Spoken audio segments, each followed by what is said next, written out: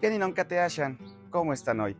El día de hoy me gustaría enseñarles el siguiente verbo en náhuatl, que es neki, neki, neki. ¿Qué significa querer? Este verbo lo podría utilizar de la siguiente manera. Nigneki ni mihtotis, quiero bailar.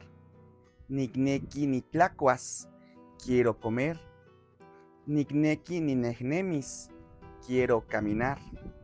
Ahora también, este verbo puede utilizarse para expresar cariño. Por ejemplo, nimitzneki, nimitzneki, nimitzneki, te quiero. Bueno, ya lo sabes. Espero este verbo te sea de utilidad. Recuerda seguirme y aprender lengua náhuatl conmigo. Onkatimomati. Ahí nos vemos.